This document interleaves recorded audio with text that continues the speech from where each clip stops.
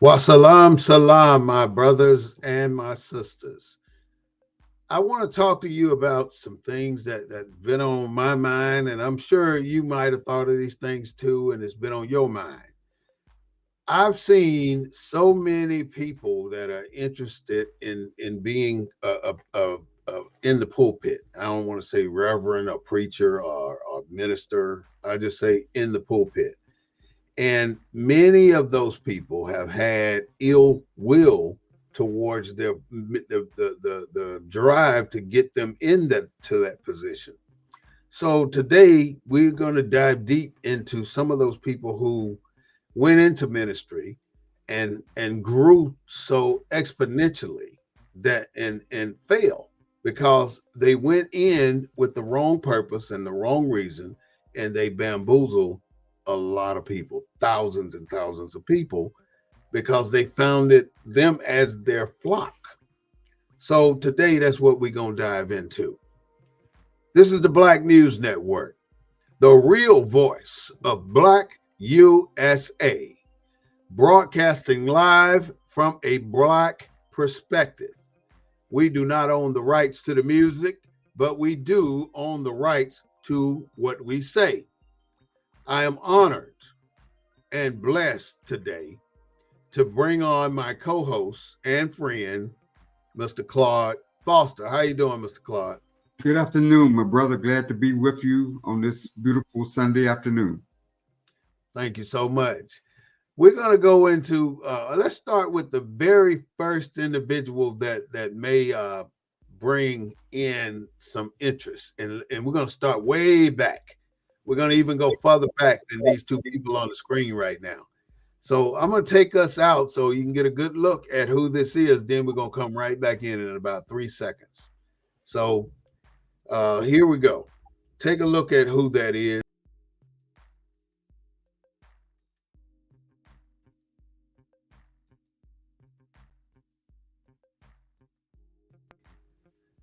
All right, we have several other people we're going to talk about, but the two that I just brought up there on the screen are Tammy and Tim Baker.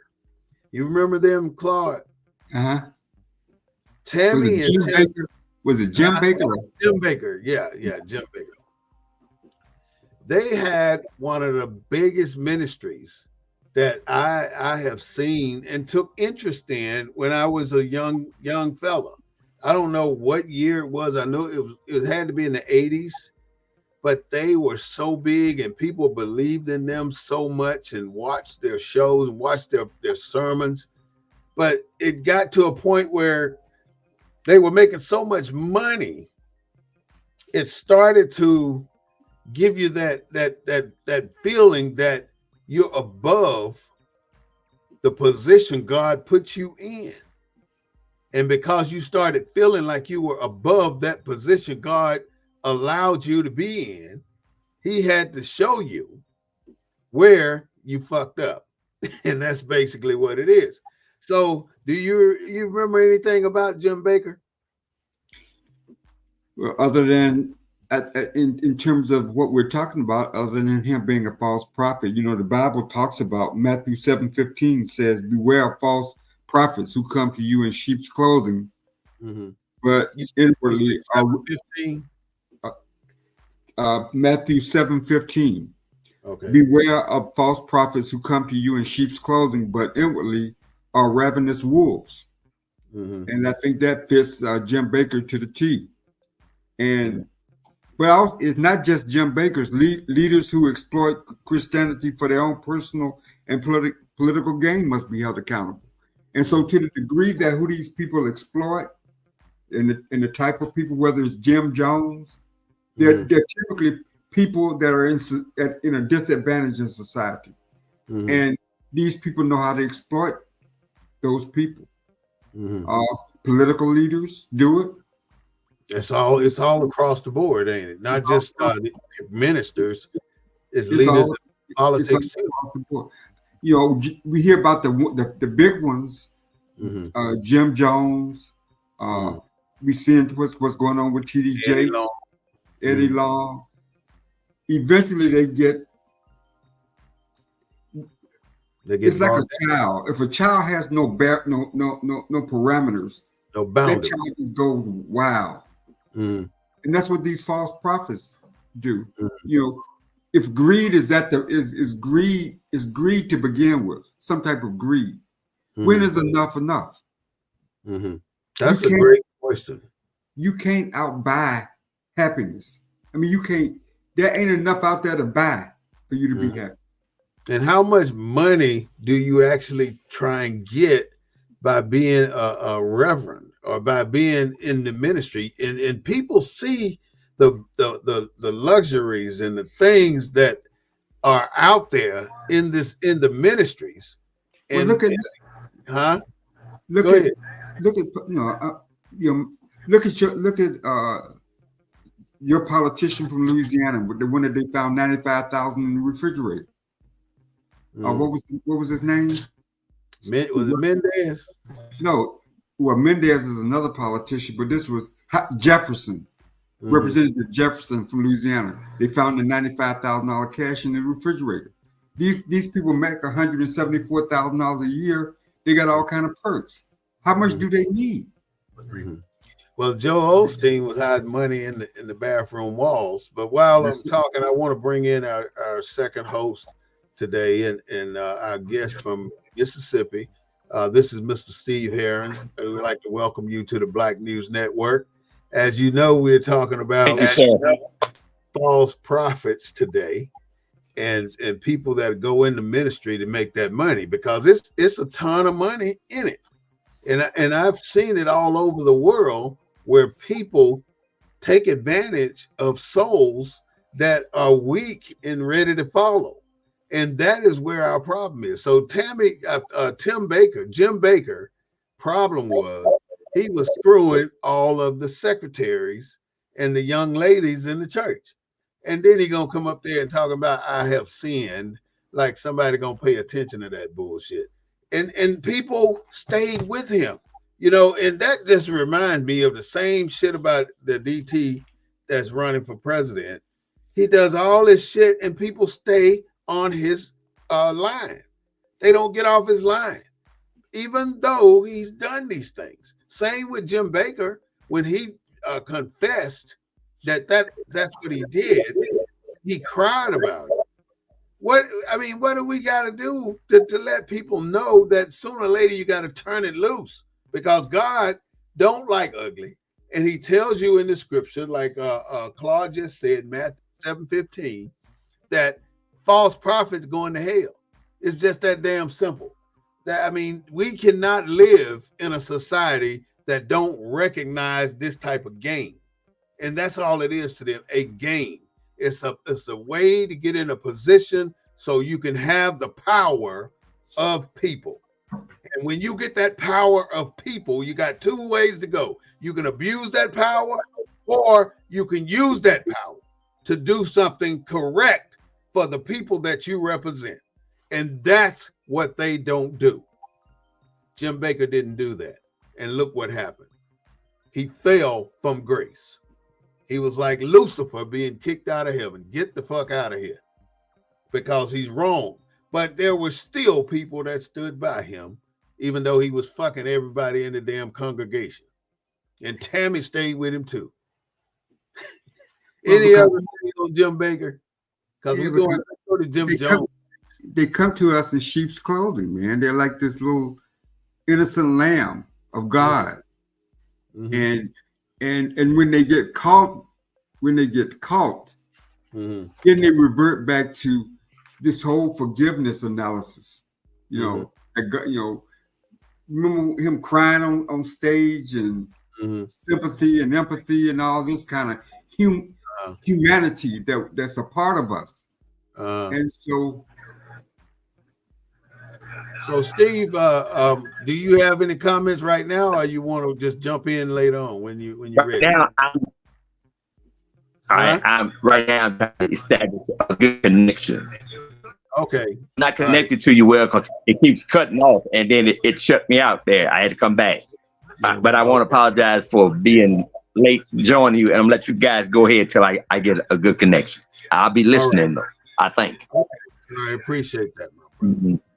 So Yes, we sir. just talked about Jim Baker.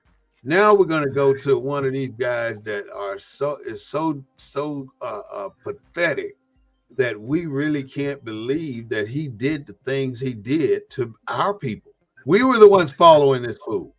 Now I'm going to put his picture up and take everybody out so you can see who we are talking about, and then we're going to come back in and discuss this individual.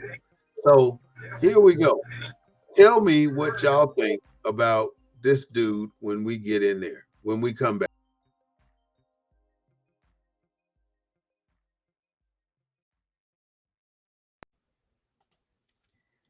That is who? Who is that dude? I forgot his name. What's his name? Jim Jones. Jim Jones. He took people down. Oh, you done went out again. What do you know about that man?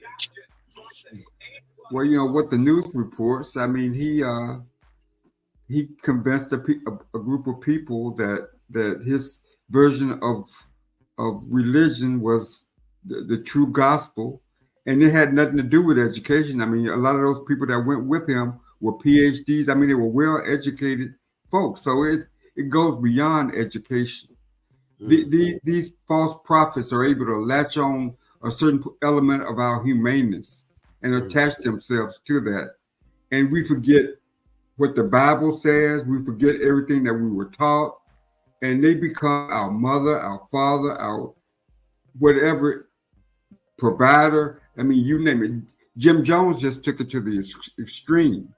The pastors, the politicians, they stop at the money aspect. But you can get so much power.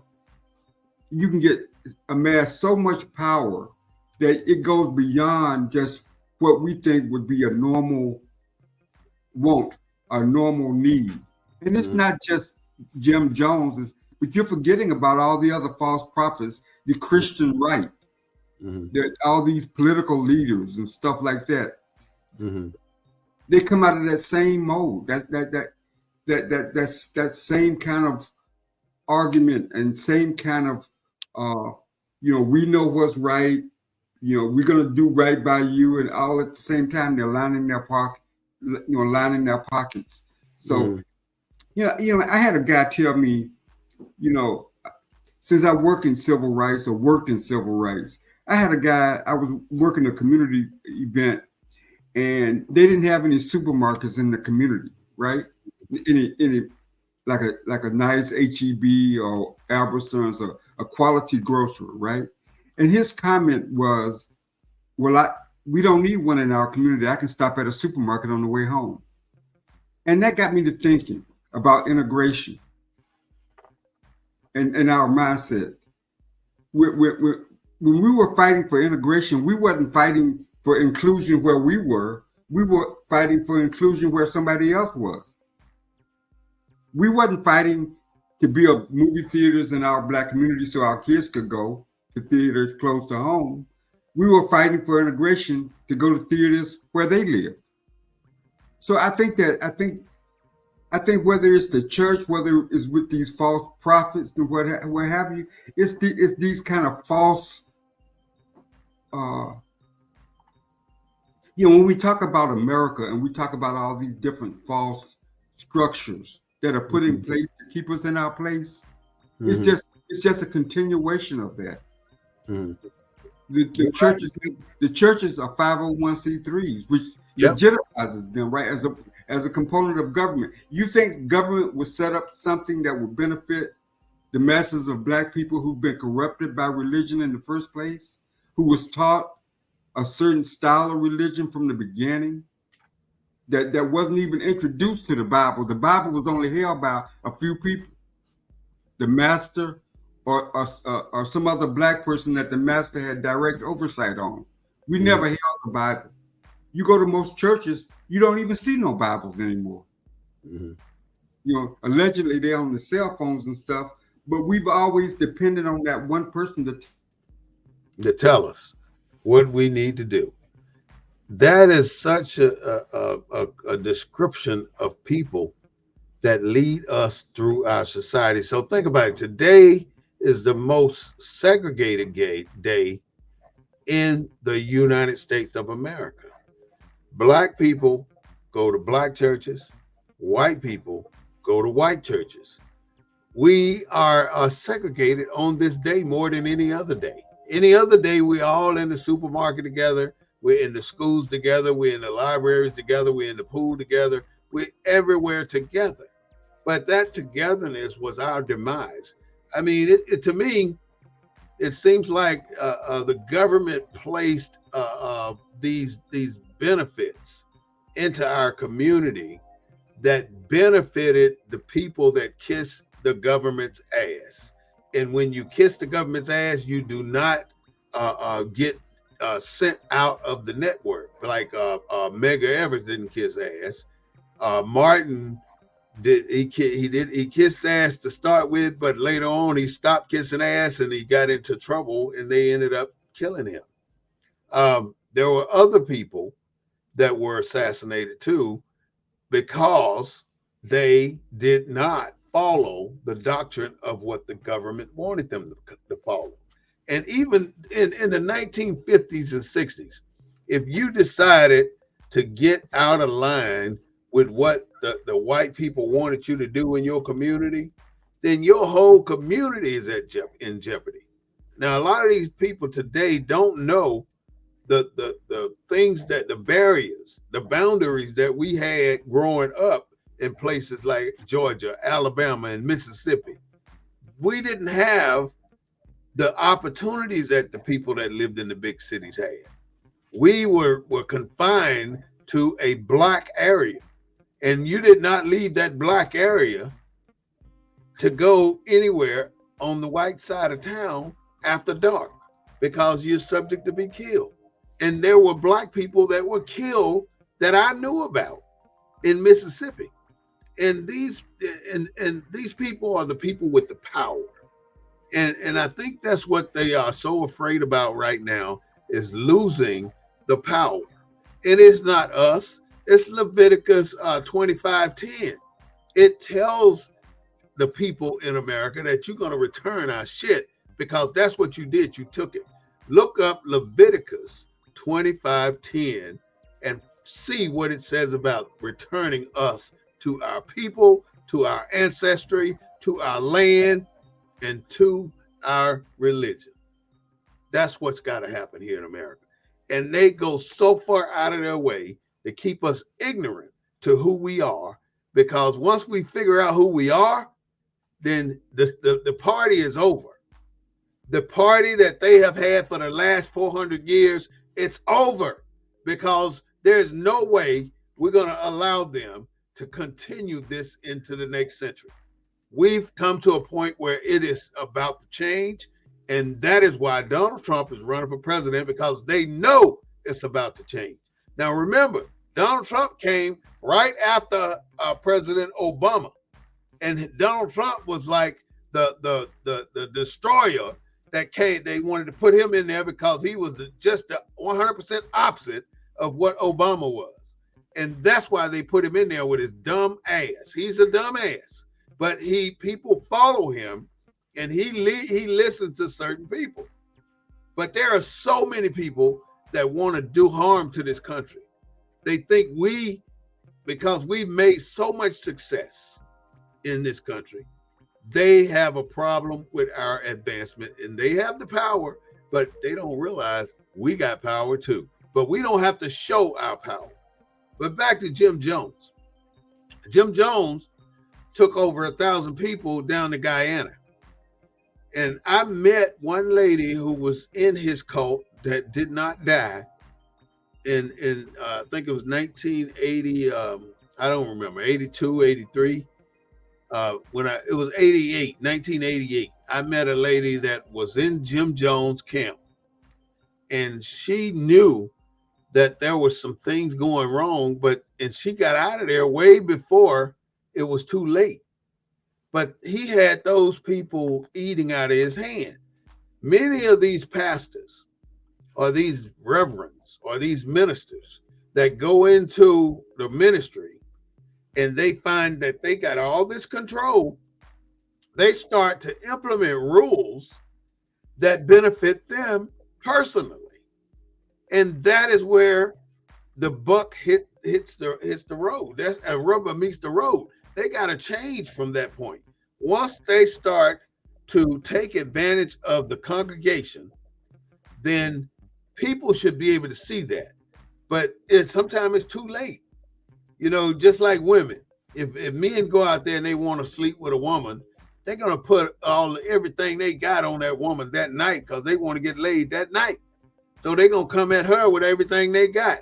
And that woman might be susceptible to what that man is talking about. Same with a woman who thinks she can hit a gold mine like that.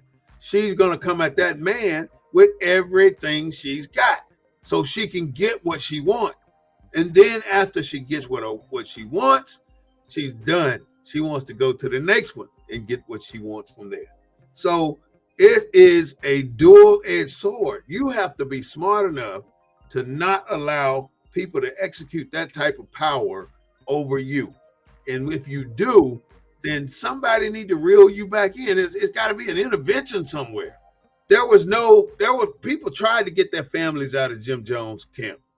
They tried, but Jim Jones had it so set up. He had so many people that were loyal to him until the day they died. They supported him no matter what he said.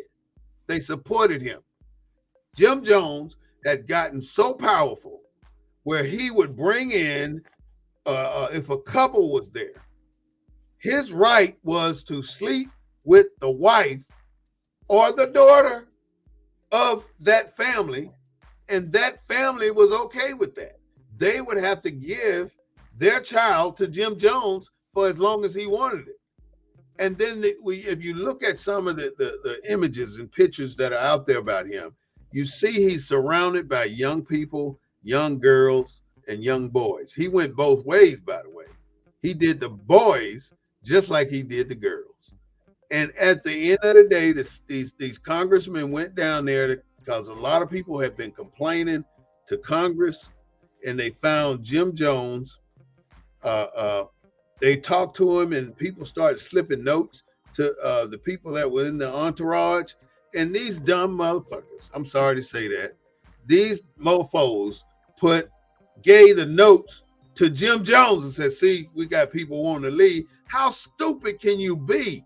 Why do you think they snuck you the note? They didn't want you to give it to him.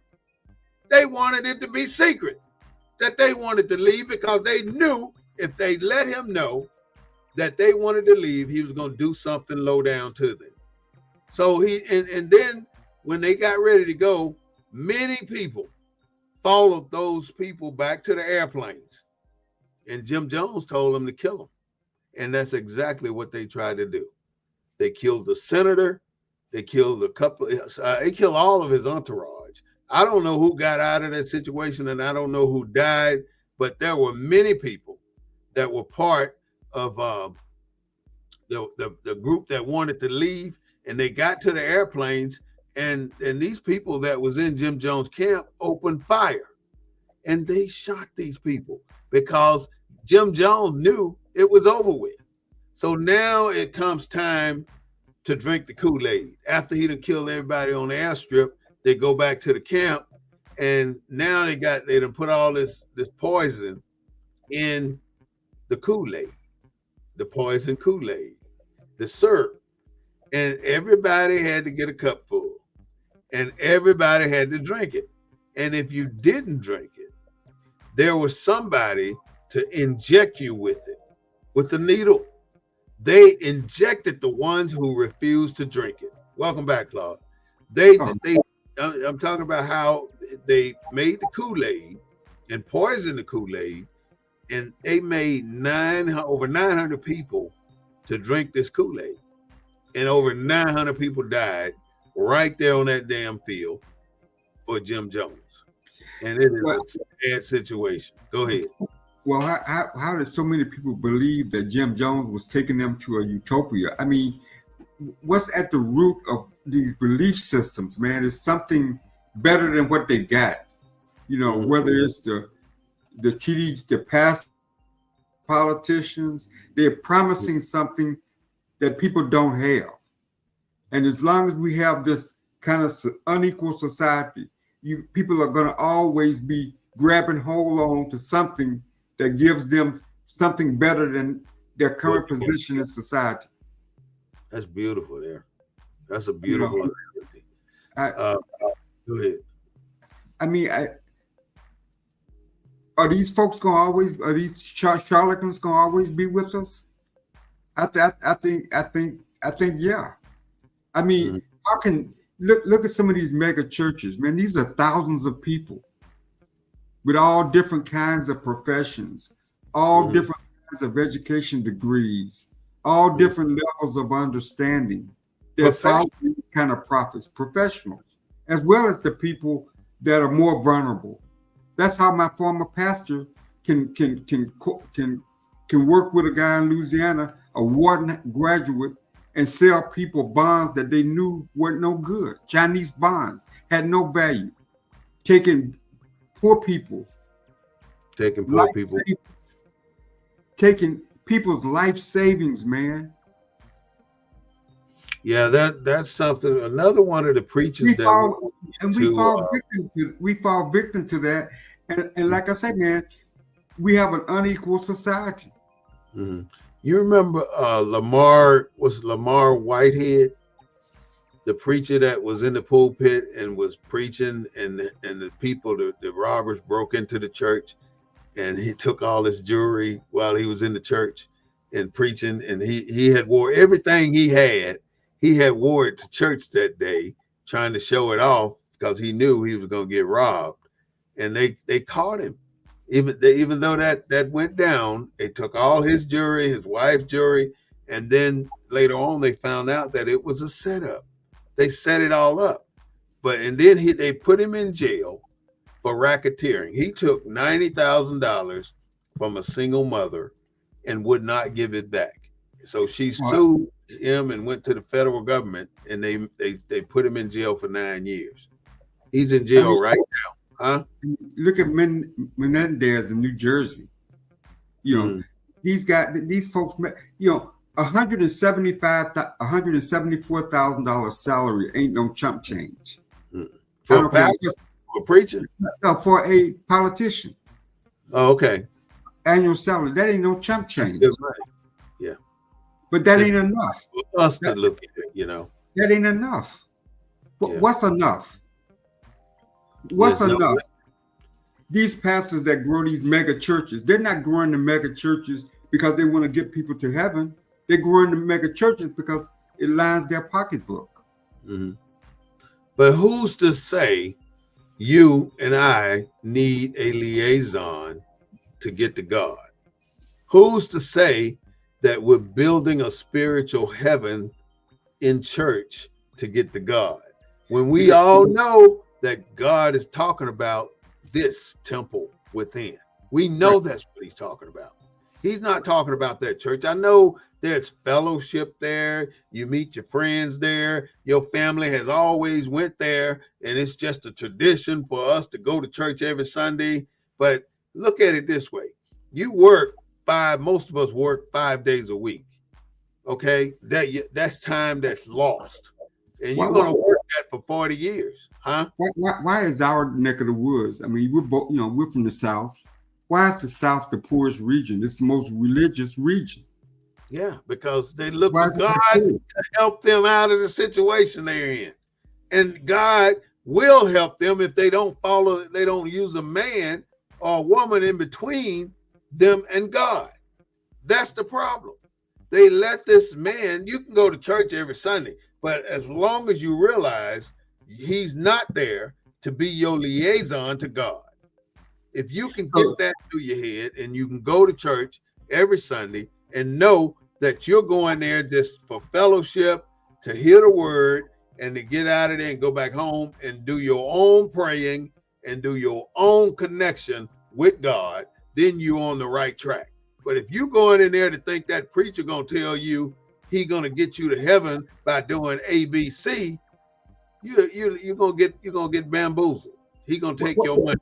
Huh? What's the difference between the religious right, like Reed and all those guys, and black religion? What is the difference between the white religious right and our religion? Our religion, black. I look at it like this, Claude. When we first got introduced to religion, we needed something. We were so destitute. We had nothing. So what did religion do for us? It gave us hope. And now if you listen to, I can't think of it. What's the man's name that wrote the book called Nigga? I don't know. Dick Gregory. Dick Gregory said, ain't nothing going to develop from hope. You can hope all the hell you want to, but ain't nothing going to evolve from hope. But what they did when they introduced the Bible to the slaves was to give them hope that there's something better on the other side that you ain't even seen yet, but it's better over there. So let's do what we have to do to get over there. And that is what the concept was that the white man wanted us to believe. But you can't believe that we still believe that today. I mean, that was true then, but that can't be true today. We talk about heaven, we talk about hell, we talk about all these curses, we talk about all these characters in the Bible that we know back in the back of our mind that they all black. They were all black. But we got whitewashed with all these people in America. You go into most of these homes down in the South, even today, what you gonna see on the wall? A white picture of Jesus. I was watching TV. Eyes, long hair. They telling you that's your God. That white man up on that wall, implicating himself as Jesus, that is your God. And you growing up in that society, in that home, that's the first thing you learn, to respect Jesus. You don't do anything to disrespect Jesus, because if you do, you're going to get beat down. So we have the same mentality today in 2024 that we had in, what was it, 1860. That's about the time they gave us the religion part. We only had it 3 or 4 years before we got free. So we have that same mentality. And that is the problem. And we too afraid to change because we think we're going to lose something, or we think we're going to get banned from heaven. You banned from heaven already because you allowing that man up there to be your representative to God, and that man is a devil. That is the problem. He's a Lucifer. I think it's a little bit more complicated than that too. I think our churches. I think our churches have, they're the, you put up that map of all these different communities, black communities that were destroyed. Mm-hmm. At the nucleus of every one of those communities was the black church.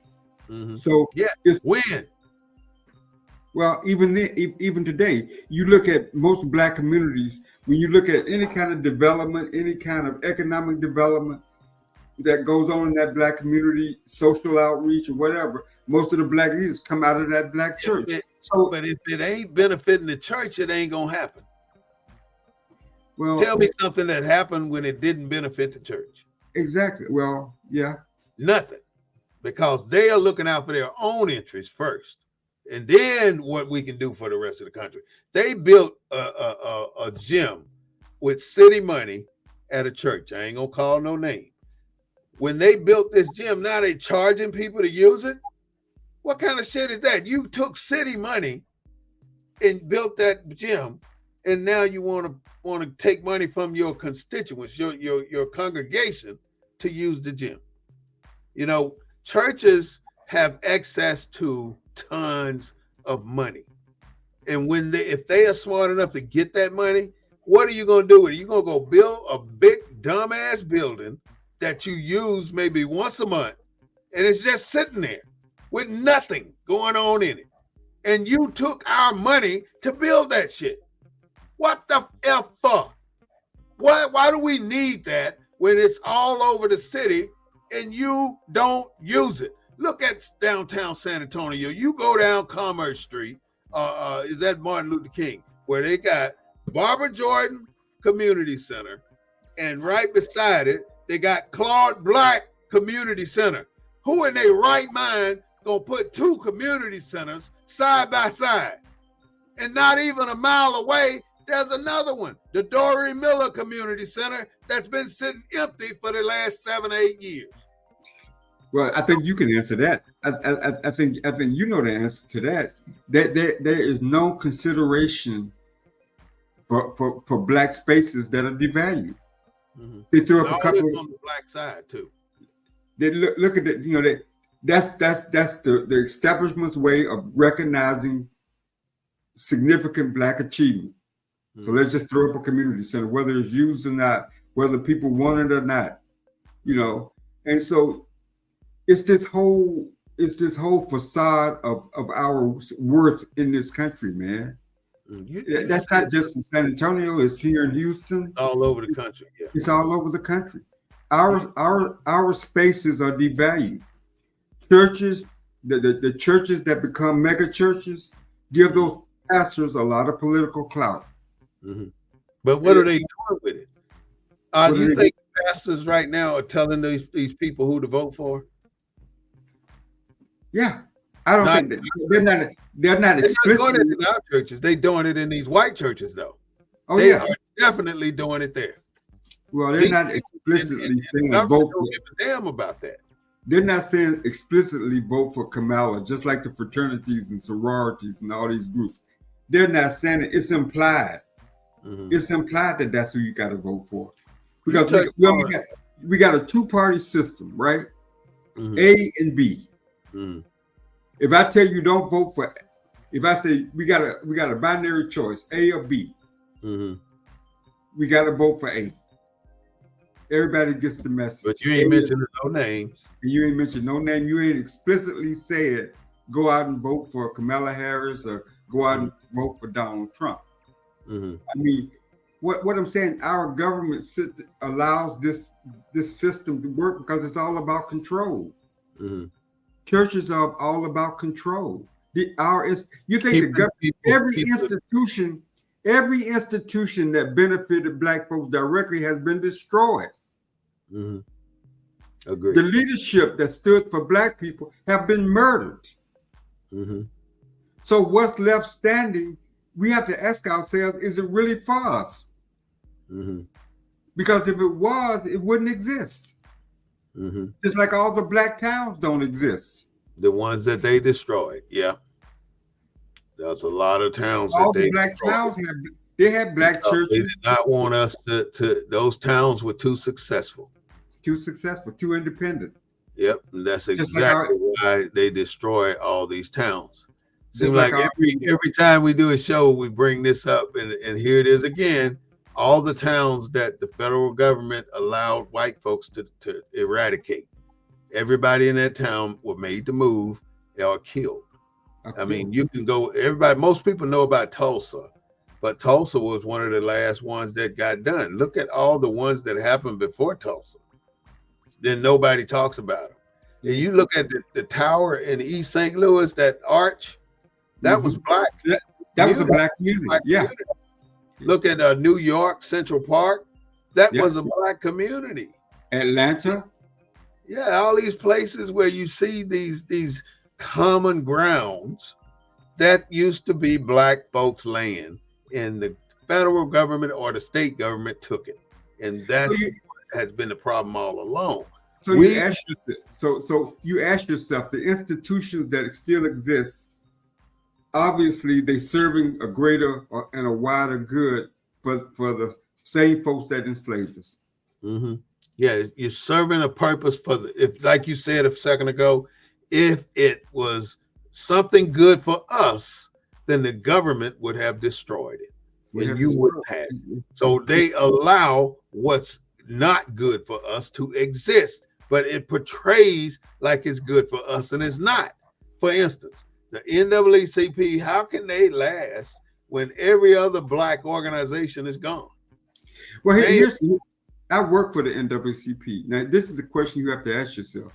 On a good day, I mean, I worked for the NAACP for a number of years, and the membership is always quoted at 500,000.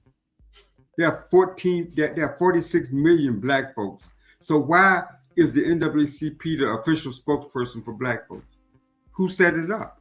Who controls it? White folks. The NAACP was created by white people. The Urban League. When you look at all these other organizations, SNCC. Well, I guess what I'm saying is that the organizations that advance that status quo are going to be allowed to exist. Like I say, the NAACP, the president of the United States goes and speaks at the NAACP convention every year.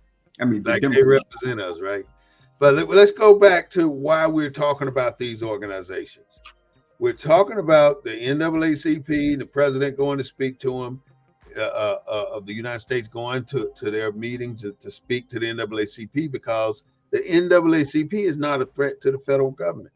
But the same with Jim Jones, Baker, they were rolling in the dough here. Jim Jones got so big, and I think he was in Los Angeles, and his church was growing so fast, the federal government paid attention to him. So he wanted to get out of it. He started preaching about they wanted to control him, and people was getting up against that. And so he convinced them that we need to move. So he sent out a delegation to Guyana, and they bought 1,000 acres or something down there. And he took over 900,000 people down there at a one-way trip, and they did not want to leave. Many of them did not want to leave. But people, he convinced them that that was going to be his new utopia. That was going to be where he killed them. That ain't the only one that killed people. Let's go from we're going to go to another one in just 1 second. But last thing on Jim Jones. Jim Jones took all these people down there and murdered them because of because of him. It was only because of him. He wanted to show the power that he had over people. And that's exactly what our preachers want to do today. They want to show the other preachers that they got power over their congregation. That's what they do. Now, the next one that I have that I want to bring up, I don't know if you know this one here. And this one is somebody that we thought he could preach his ass off. I used to listen to this man because I enjoyed the way he delivered a message. But then it turns out he was doing some bad shit. So this is what we're going to talk about for a few minutes. And I'm going to move us out so you can see who it is. I can see. Okay, yeah.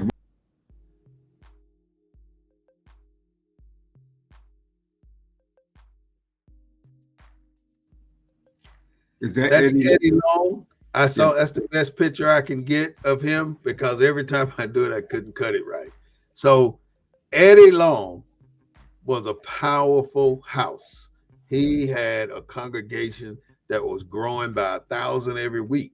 He was getting so many people in his congregation that somebody had to tell him what he was doing.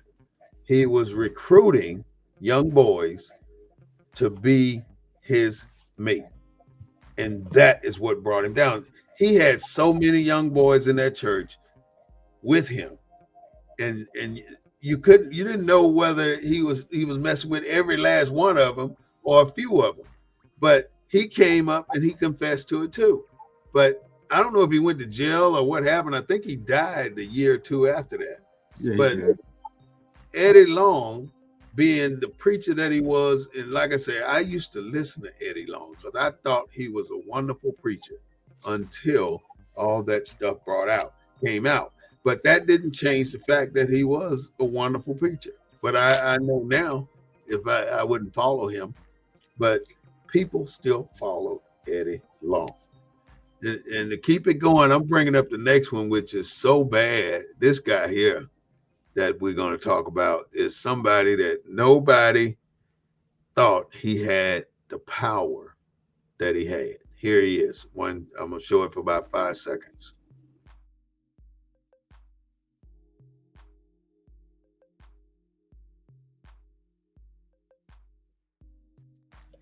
This is the Nation of Yahweh cult. They were stationed in, they were building in Florida. They bought like a mall, an old shopping center in a dilapidated part of the community. And he started recruiting people. And they all wore white. And they brought so many people in that they bought this mall, and they started to clean up the neighborhood. So everybody around them thought that this some good shit, because they brought money, they brought beauty, they brought people that cared about the community. They ran out the crime. They did all these things for the community, and people thought they were great. So they joined his movement, the Yahweh movement. The last part is when they start calling it a cult, which it was all along.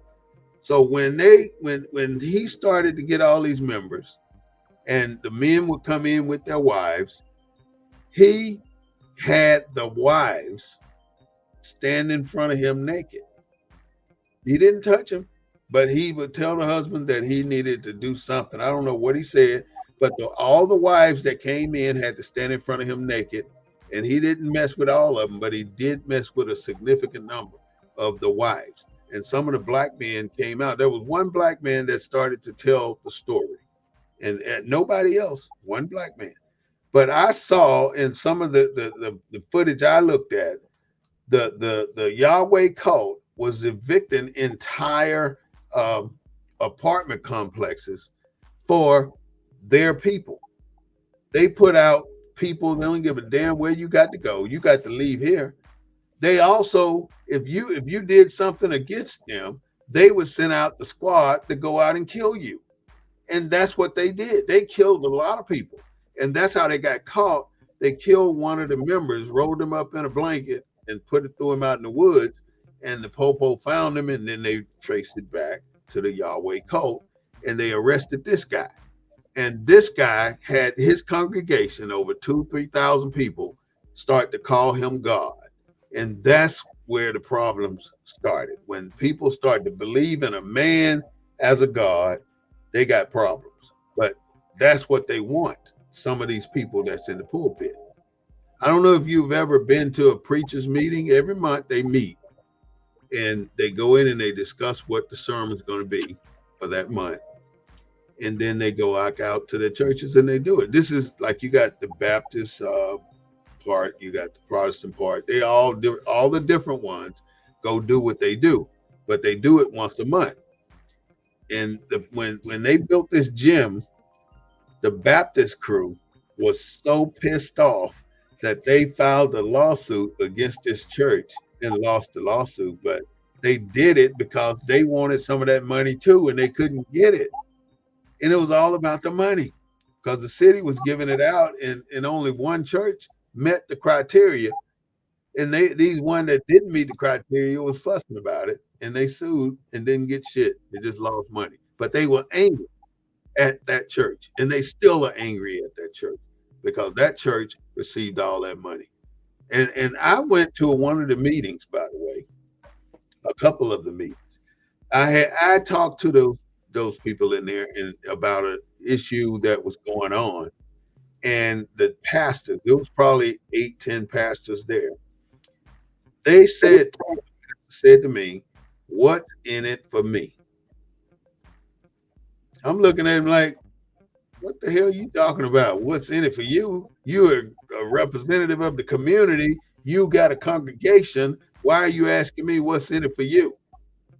That's what he asked me. And, when he asked me that, he kind of crossed his arms and leaned back in the chair and crossed his legs. Like, if you ain't got shit for me, I ain't doing shit for you.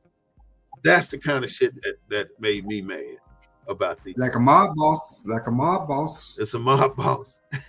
It's racketeering. It's coercion. It's and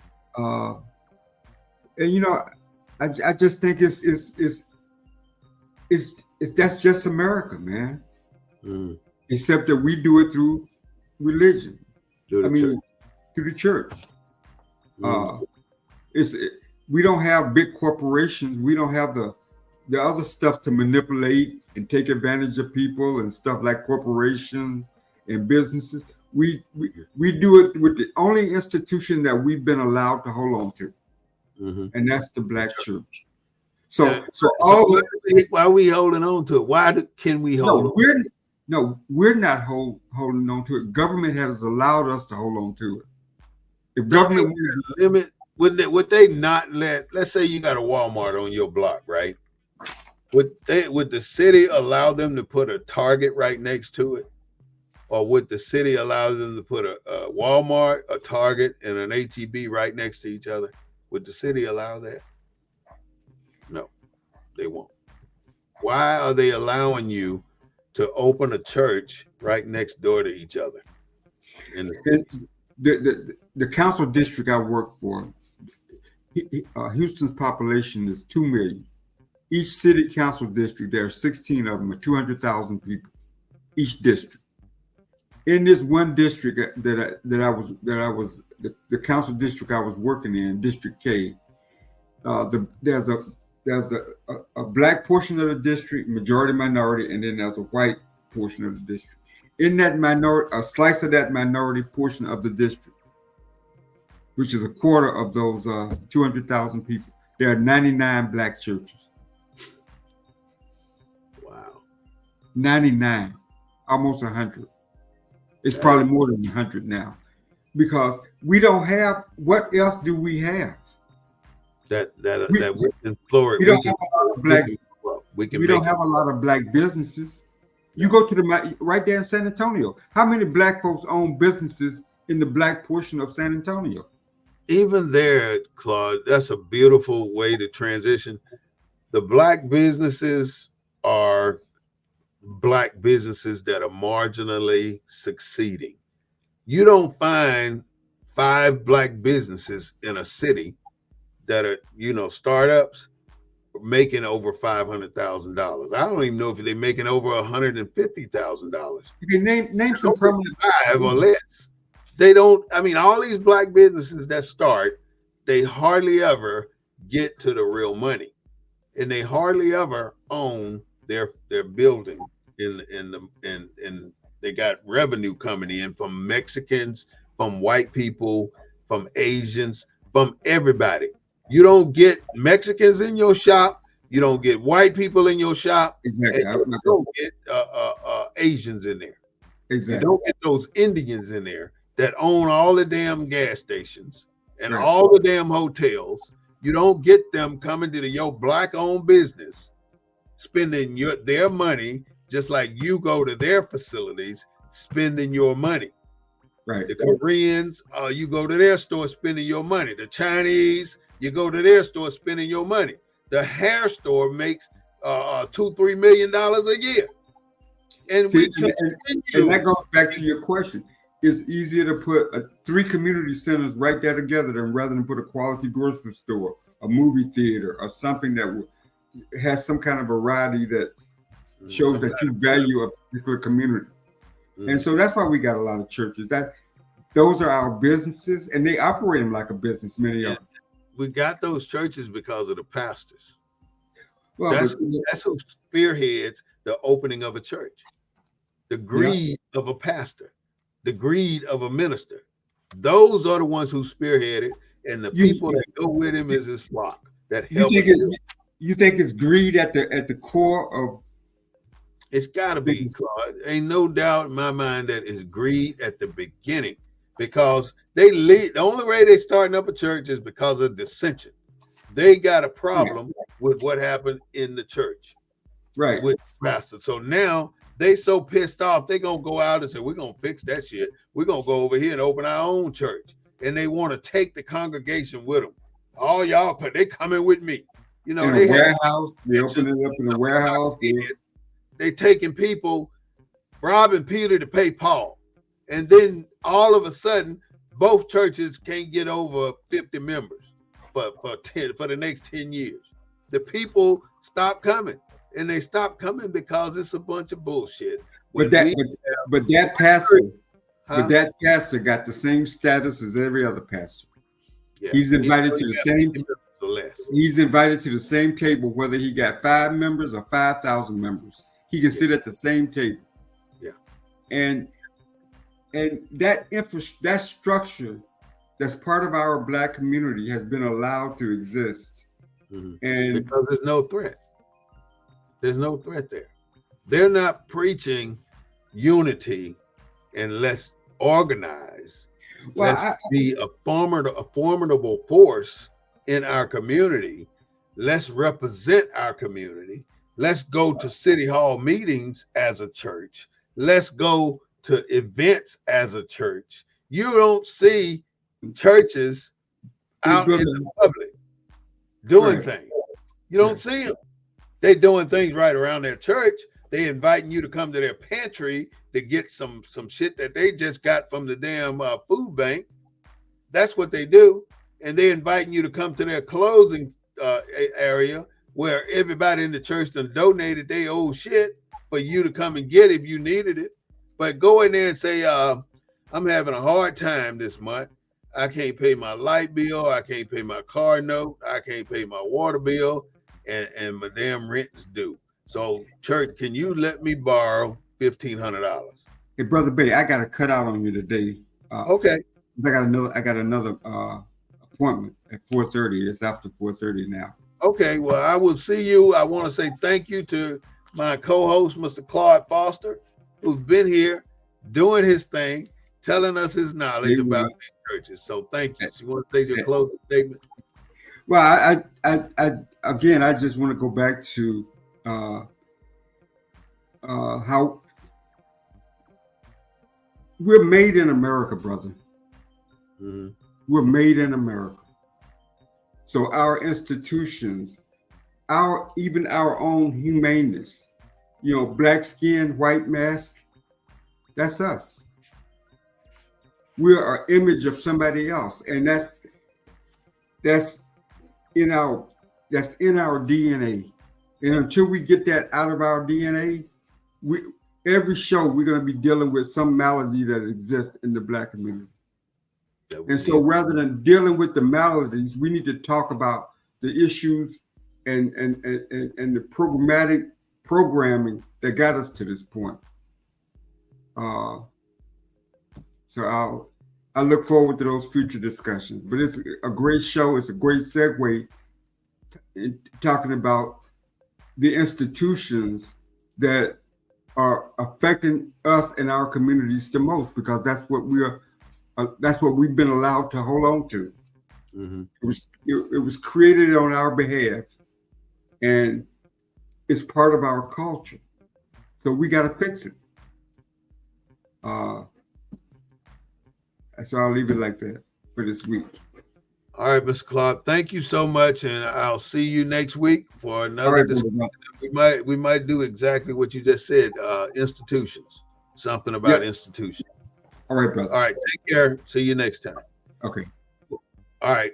A second thing that I didn't mention yet is Charles Manson. Charles Manson took control of all these women's mind and these guys' mind, and he sent them in to kill Sharon Tate and all the people that were in her house, and they went in there and did it. And even after they were caught, they still loved this man.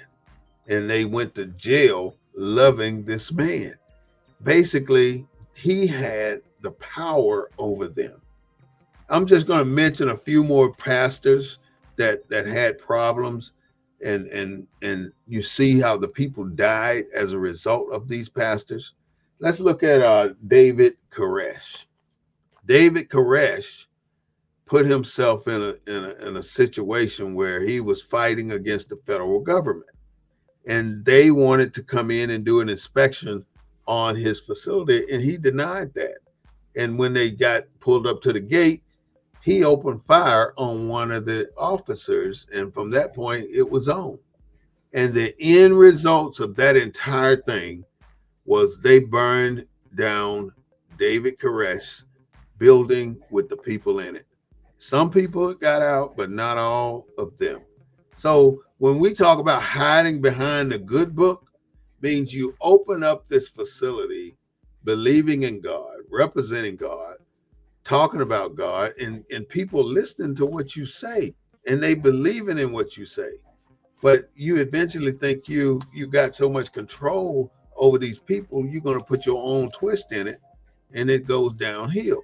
This preacher named Tiffany Montgomery, she was in the pulpit preaching to 1,000 people, and three things she said that was so foul that didn't make sense. She's a female preacher, and she was talking about the men preaching.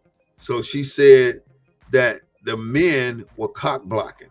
She said this to thousands of people, that men in the pulpit and in the church were cock blocking her or women from being preachers.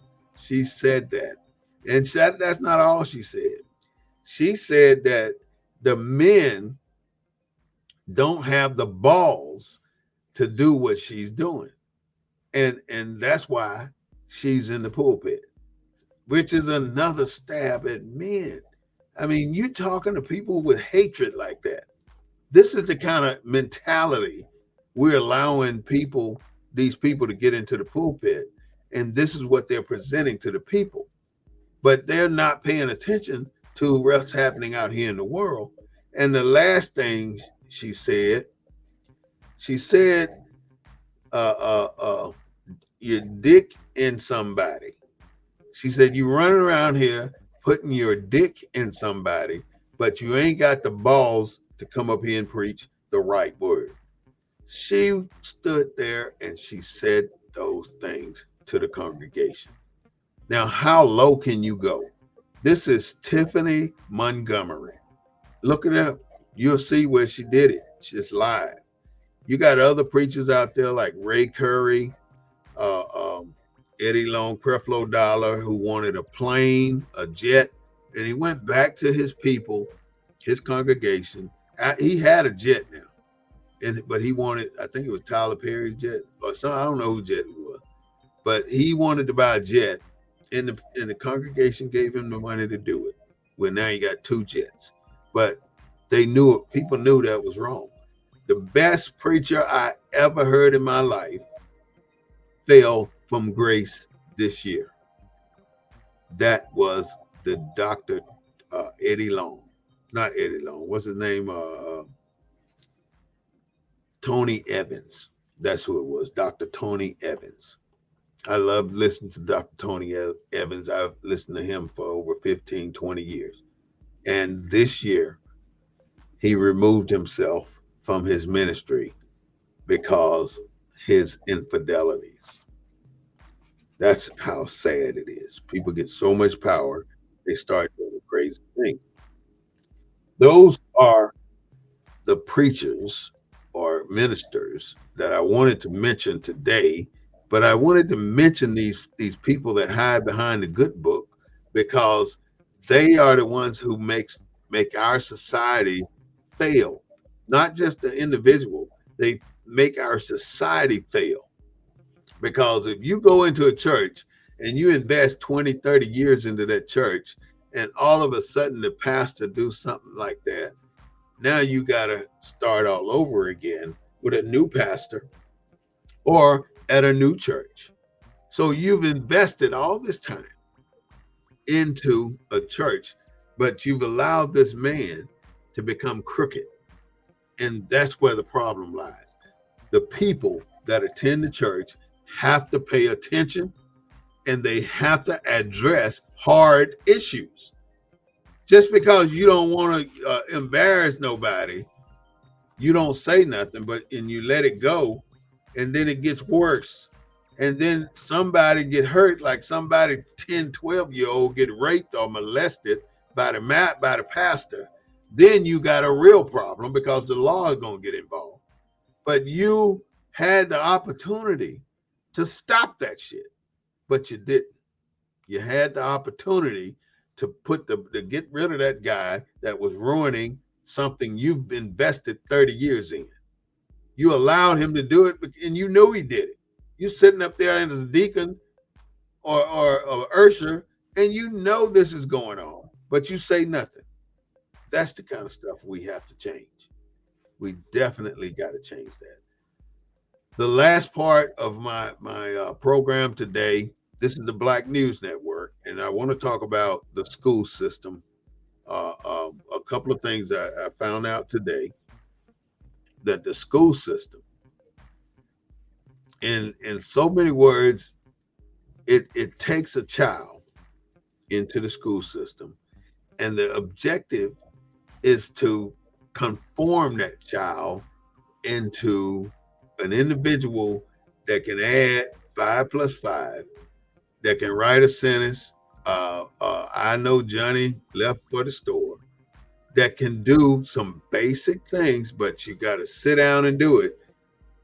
That's what they're trying to do. I ain't gonna say who it is, but the teacher told one of my relatives in elementary school that you cannot finish your tests ahead of time, and if you do, I'm going to take points off of your grade. Now, how are you, a teacher, which is supposed to teach, telling a child that if you do good, I'm going to penalize you? That's exactly what the teacher was telling them. And you already know this is a white teacher telling somebody black that they cannot finish the exam as quickly as they do, because they're going to get penalized if they do. Oh, that all hell broke loose after that. That teacher know better by now.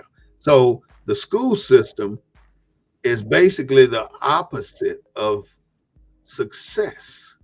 They're not teaching people how to be success.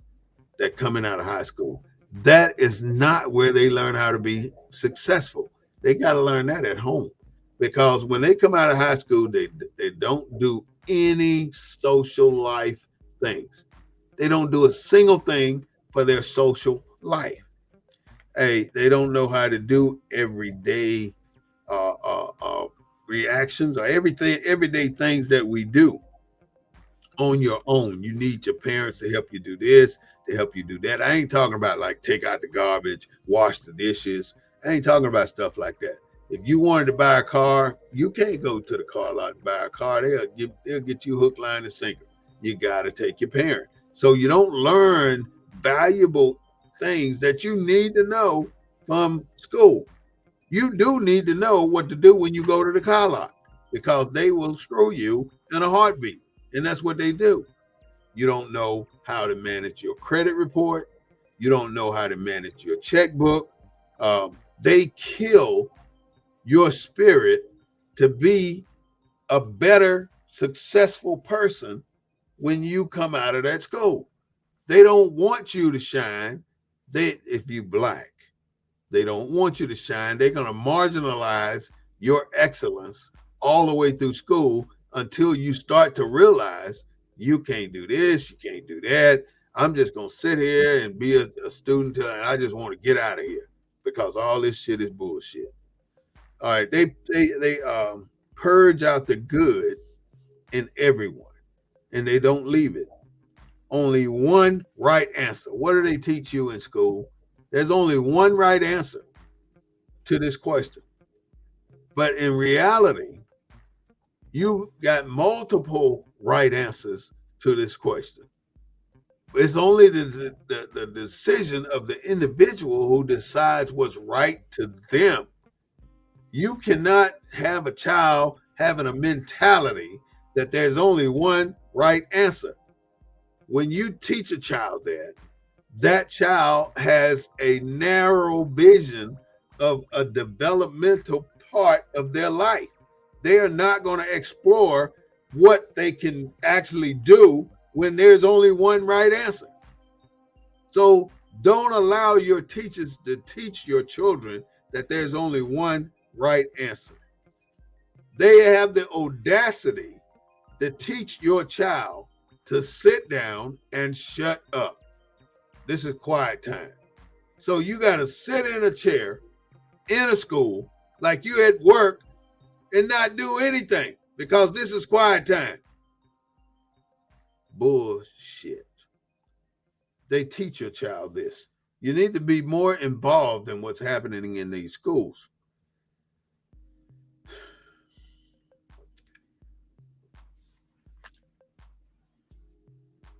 Children in school have come to a point where if we don't do it at home, it's not going to happen. If we don't change the flow, the mentality, it's not going to happen. But this is something that we have to deal with as parents and as churchgoers. We have to scope out the ones that are not for us. A few things in the news this week. The Titan submarine, which is the one who died, who imploded when they went down to see the Titanic. There was 5 people in that little sub, and all 5 perished. They all paid $250,000 to go in that sub, and now they're finding out that sub had a lot of problems, a whole lot of problems. They shouldn't have sent it down. So they're going to sue a whole lot of people about that. We all seen the news, and we saw Sean P. Diddy Combs. You saw what happened to him. You saw that the FBI raided his mansion, his 2 mansions a few months ago. And just this week, he had to turn himself in, or last week, he had to turn himself in to prison. So he has had his lawyers file 2 requests to let him out on bail, and they won't let him out on bail. He has to stay in jail. Another thing is they say they found like over 100 bottles of baby oil. That's weird. They said they want to get him, they want to prosecute him for forcing sex, forcing ladies to do commercial sex. Basically, he's pimping hoes. That's what he's doing. He's pimping women out. I'm sorry, talk street to you, but that's exactly what's happening. They're gonna prosecute him for having drugs in the house and for trafficking minors, women, through wherever he track them to. They can say he can get up to life in prison. But Sean P. Diddy Combs had people like T.D. Jakes there, Ursha, all these people that he had there, Justin Bieber, they all know, Rick Ross, they all know what was going on in that house. Jaguar predicted that this is what's going to happen. Other people predicted that this is what's going to happen with Puffy, and they are so far telling the truth. Nobody knew it. In Israel, the Hamas, not Hamas, but on the north side, Israel is in 2 wars, by the way. They're in a war with Hamas, which is on the southern side of Israel, and they're in a war with Israel, Iran and Iraq on the northern side of Israel, and they're shooting bombs from both ways. So eventually, Israel gonna catch hell by trying to fight two fronts. That's not an easy task. So what are you going to do? Where are you going to put all your forces? On the left front or on the right front? Or are you going to divide your forces so thin where you ain't got enough to defend either front? So your general's going to have to make some solid decisions, because if one mistake will let them take y'all out. They're going to have to make some real solid decisions. These handheld pagers blew up. You got to be some slick shit to sell pages to people in another country, and all of a sudden you hit a button and every one of those damn pages blow up. 12 people died from those pages, and over 250 people had to go. No, they said almost 3,000 people had to go to the hospital because 3,000 blew up. That's crazy. Over 200 people injured. Hezbollah and Israel, that's where those people were. That's where they have to fight. Now the Amazon people got to return to the office. The interest rate dropped 5%. Last thing I want to tell you is a bit of history. And on January 16th, 1928, I would ask you to look it up. The Pan-American Convention. Look up the Pan-American Convention. They discussed the land mandates to our citizens over here and the Moors. You look that up, the Pan-American Convention. They talk about, they documented that it is entitled, you are entitled to land in America. So I want to say love, peace, justice, freedom, and truth. That's what we need to develop in our character. This is the Black News Network. I want to ask you to go to YouTube and subscribe to our channel. Leave a comment sometime. Go back and just like it or something. Do something with it. Help me out on here. Help me out with my YouTube channel. Do the same thing with our Facebook page. Just click on the like button. You don't even have to look at it if you don't want to. But click on the like button when you're scrolling. Click on the like button. I really do appreciate it. And I do the same for you. And I'll ask other people to do the same for you. So without further ado, this is the Black News Network, the real voice of Black USA, asking you to be here on Wednesday at 6:30. I want to thank you for what you've contributed to the Black News Network. Our constituents are growing. We're getting where we need to be. I just need a little bit more to push us over the top. So thank you for watching the Black News Network.